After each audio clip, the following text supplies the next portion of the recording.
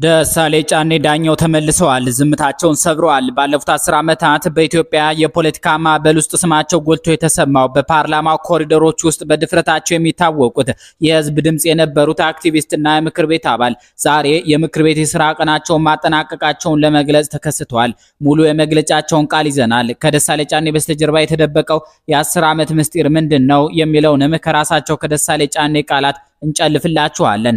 የፓርላማው የሥራ ዘመን ማጠናቀቂያ መድረክ ላይ አቢቹ አባመላ ደሳለኝ ጫኔ ልሹምህ እንዳሏቸው ይታወሳል። ይህ ጉዳይ ከደሳለኝ ጫኔ የግል ህይወት ባሻገር የሀገሪቱን የፖለቲካ አካሄድ እንዴት ሊቀርጽ ይችላል የሚለውንና መሰል ጥልቅ ጉዳዮችን በጥቂት ደቂቃዎች ውስጥ አብረን እንቃኛለን። ለአፍታ አብራችሁን ዝለቁም። በደሳለኝ ጫኔ አዲስ መግለጫን ጀምር። የተወካዮች ምክር ቤት አባል የነበሩ ዶክተር ደሳለኝ ጫኔ ላለፉት 5 ዓመታት ሲያገለግሉ ቆዩበት የምክር ቤት አባልነት በይፋ ማጠናቀቃቸውን ገልጸዋል። ዶክተር ደሳለኝ ጫኔ በትናንትናው ዕለት የተጠናቀቀውን የምክር ቤቱን ቆይታቸው አስመልክተው ባወጡት መግለጫ ከ2014 እስከ 2018 ዓ.ም ድረስ በምክር ቤቱ ውስጥ ህዝብን በመወከል ያሳለፉ ጊዜ 10 ዓመታት የማህበረሰብ አገልግሎትና የፖለቲካ ትግል ጉዞ አጠቃላይ ድምር መሆኑን አንስተዋል። ዶክተር ደሳለኝ ጫኔ ስለ ጉዟቸው ሲገልጹ ወደ ፖለቲካ ህይወት ከመግባታቸው በፊት በዩኒቨርሲቲ መምህርነትና በጣና ሐይቅ የእምቦጭ አረም ላይ ባደረጉት የአክቲቪዝም እንቅስቃሴ ይታወቁ እንደነበር አስታውሷል። ባለፉት 8 ዓመታትም በፓርቲ ምስረታና በከፍተኛ አመራርነት እንዲሁም ያለፉት 5 ዓመታትን እንደ ህዝብ ተወካይ ድምጽ ለሌላቸው ወገኖች ድምጽ መሆን በመቻላቸው ኩራት እንደሚሰማቸው ገልጸዋል።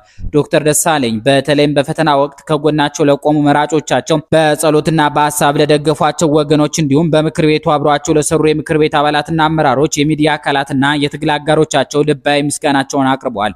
ዶክተር ደሳለኝ ጫኔ በትናንትናው ዕለት በምክር ቤት ጉባኤ ላይ ክቡር ጠቅላይ ሚኒስትር አብይ አህመድ አብረን እንስራ በማለት ላቀረቡት ጥሪና ላሳዩት አክብሮት ምስጋናቸውን ገልጸዋል። አያይዘውም ከጠቅላይ ሚኒስትሩ ጋር በነበራቸው የችግኝ ተከላ መርሃ ግብር በሰባተኛው ዙር ምርጫ በባህር ዳር ከተማ ቢወዳደሩ እጩ ላለማቅረብ ወስነው እንደነበርና በምክር ቤቱ እንዲቀጥሉ ፍላጎት እንደነበራቸው እንደገለጹላቸው ጠቅሰዋል።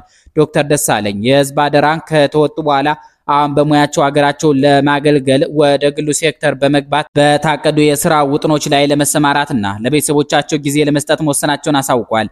በዚህም መሰረት ከማንኛውም ቀጥተኛ የፖለቲካ እንቅስቃሴና ከማንኛውም የፖለቲካ ፓርቲ አባልነት ወይም ደጋፊነት ሙሉ በሙሉ ማግለላቸውን በይፋ አሳውቀዋል።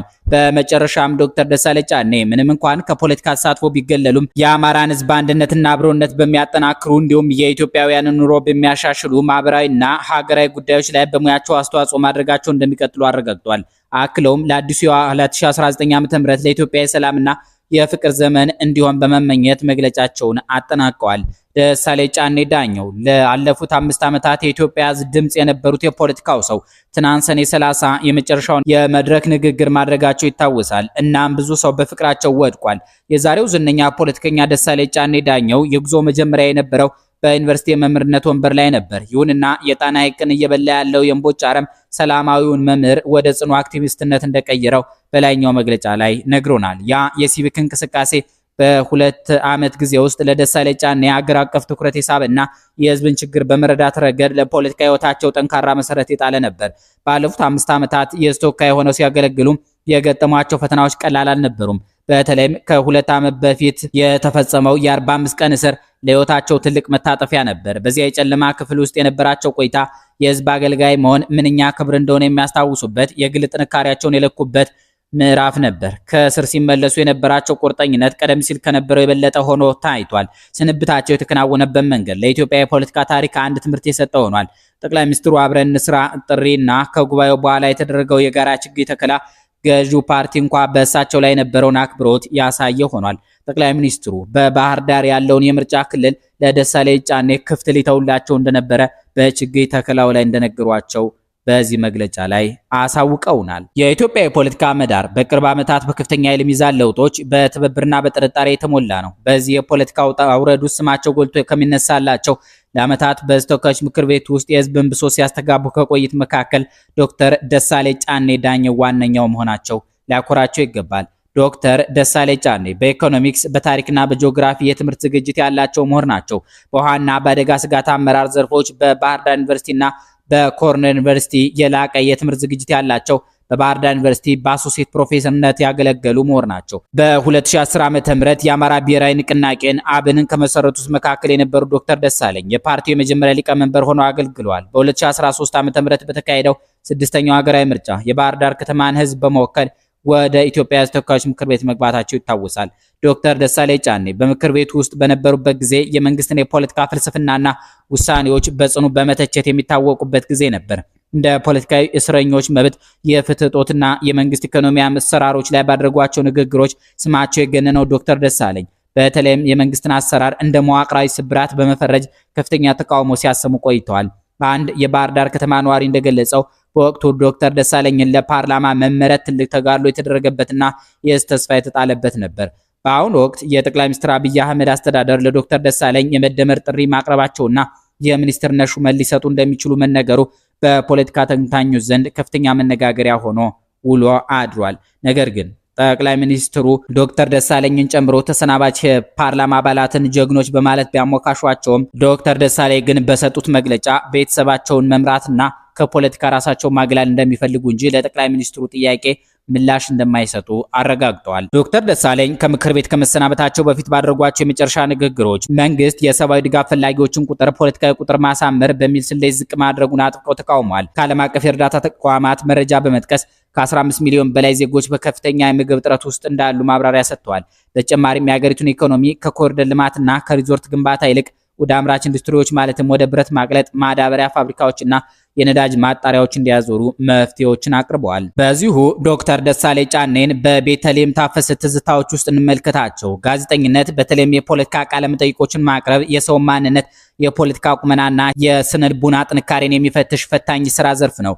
ጋዜጠኛ ቤተልሔም ታፈሰ በኤልቲቪ በነበረችበት ቆይታ እንደ ፕሮፌሰር መስፍን ወልደማርያም፣ ዶክተር ዲማ ነገዎ፣ አንዳርጋቸው ጽጌ፣ ጀዋር መሐመድና ሌሎች ታዋቂ የፖለቲካ ሰዎች ጋር በመቀመጥ አገራዊ አጀንዳዎችን ስታንሸራሽር ቆይታለች።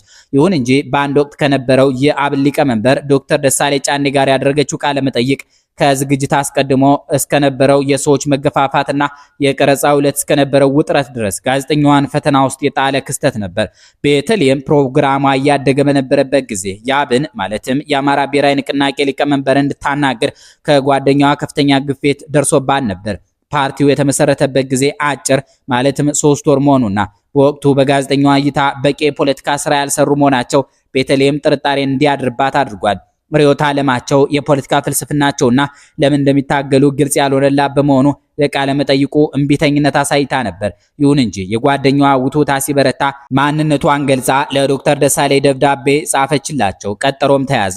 የቃለ መጠይቁ ዕለት ሲደርስ ቤተልሔም በራሷ ላይ በነበራት ጥርጣሬና የስነ ልቦና ዝግጅት እጦት ምክንያት ቃለ መጠይቁን ለነገ ለማዛወር ምልክት ልካለች። ነገር ግን ባልጠበቀችው መንገድ ዶክተር ደሳለኝና አቶ በለጠ ሞላ ቢሮዋ ድረስ በመምጣታቸው ነገሮች ተቀያየሩ። ቤተልሔም በወቅቱ በነበረችበት አለባበስ ማለትም የተበጫጨቀ ጅንስና ነጭ ሸራ ጫማ ለእንደዚህ አይነት እንግዶች ፈጽሞ የማይመጥን ሆኖ ተሰምቷታል። በዚያ ላይ ዶክተር በለጠ ሞላ ዶክተሩ ቀጠሮ እንደነበራቸው ሲነግሯት በቢሮዋ ውስጥ የነበረችበት ሁኔታና ለቃለ መጠይቅ መዘጋጀቷ የፈጠረባት ውዥንብር ስሜቷን እያናወጠው ነበር። ዶክተሩን ለመጀመሪያ ጊዜ ስትመለከታቸው በኮሮላ መኪና ውስጥ እንደ ሙሽራ ተውበው ተቀምጠው ስታገኛቸው የራሷን አለባበስ እያፈረች ይቅርታ መጠየቋን ትዝታዋ ይገልጻል። ቤተልሔም ይህን አጋጣሚ ስታስታውስ ዶክተሩ የነበራቸው ትዕግስትና ሁኔታውን የመረዳት ችሎታ ይደነቃል። ነገር ግን ከቃለ መጠይቁ በፊት የነበረው መስተጋብር የቃለ መጠይቅ ለነሱ ምን ያህል አስፈላጊ ነው የሚል ጥያቄ በውስጧ እንደፈጠረ ታስታውሳለች። የቀረጻው ዕለት ሲደርስ ቤተልሔም እንደተለመደው በስጋትና በውጥረት ውስጥ ነበረች። ስቱዲዮ ውስጥ ከተቀመጡ በኋላ ቤተልሔም በከፍታ ልዩነት ማለትም በወንበሩ መርዘም ምክንያት ዶክተሩን ቁልቁል ማየቷ በሶሻል ሚዲያ የተለያዩ ትርጓሜዎች እንደተሰጠው ብታውቅም እውነታው ግን የሁለቱ ወንበር ቁመት እኩል በመሆኑ የተፈጠረ የቴክኒክ ችግር እንደነበር ታብራራለች። የቃለ መጠይቁ ሂደት ግን ከጠበቀችው በላይ ጦርነት ነበር። አብን ለምን እና እንዴት በምን ምክንያት ተመሰረተ በሚል ቀለል ያለ ጥያቄ የጀመረችው ቤተልሔም ቀስ በቀስ ዶክተሩን ወደ መስቀለኛ ጥያቄዎች ውስጥ ከተተቻቸው። በተለይም የአማራ ሕዝብ ህልውናና ኢትዮጵያ አማራ ማክበር አለባት የሚለውን አቋማቸውን በቃለ መጠይቁ ላይ በማንሳቷ የዶክተሩ የፊት መሸበርና የመንቀጥቀጥ ስሜት በግልጽ ይታይ ነበር። ጋዜጠኛዋ በስራዋ ላይ ያላትን ጥብቅነትና በካሜራ ፊት ለምታቀርባቸው እንግዶች ያላትን አቋም ስታሳይ ዶክተሩ የልምድ እጥረት እንደነበረባቸውና ለካሜራ እንግዳ እንደነበሩ ተገንዝባለች። ቃለ መጠይቁ ተጠናቆ ከተለያዩ በኋላ የነበረው ውጥረት ቢረግብም እውነተኛው ፈተና የጀመረው ፕሮግራሙን ለስርጭት በማዘጋጀት ላይ ነበር። ቤተልሔም ቃለ መጠይቁን ስታዘጋጅ ዶክተር ደሳለኝ የተናገሩትን የአማራ ህዝብ ጫማ የለውም ተጨናንቋል የሚለውን ክፍል ካርቶት ባለሙያው ጋር በመጋጨቷ ምክንያት ቆርጣ እንድታወጣ ተገደደች። ቤተልሔም ይህን ውሳኔ በንዴት እንደተቃወመችው ታስታውሳለች። የታሪክ ጋዜጠኛ ቤተልሔም ታፈሰ በሙያው ያሳለፈችውን የውስጥ ትግል፣ ከፖለቲከኞች ጋር የነበራትን የጥንቃቄና የጥያቄ ሂደት፣ በተለይ ደግሞ ደሳለኝ ጫኔ በዚያ ጊዜ በአማራ ህዝብ ዘንድ የነበራቸው መወደድ በአጠቃላይ የሚያስታውስ ነው። እኒህ ሰው እንዲያ ካለ የሚዲያ ዘመቻ መከበር፣ መወደድ፣ የ5 ዓመታት የኢትዮጵያ ተወካዮች ሆኖ መቆየት እንዲሁም የሚኒስትርነት ስልጣን ልስጥህ ከሚለው አዲሱ የጠቅላይ ሚኒስትር አብይ አህመድ ስጦታ በኋላ ዛሬ በይፋ ራሳቸውን ማሰናበታቸውን አረጋግጠዋል። ምን ተሰማዎት? አስተያየት መስጫው ላይ ይጻፉልን።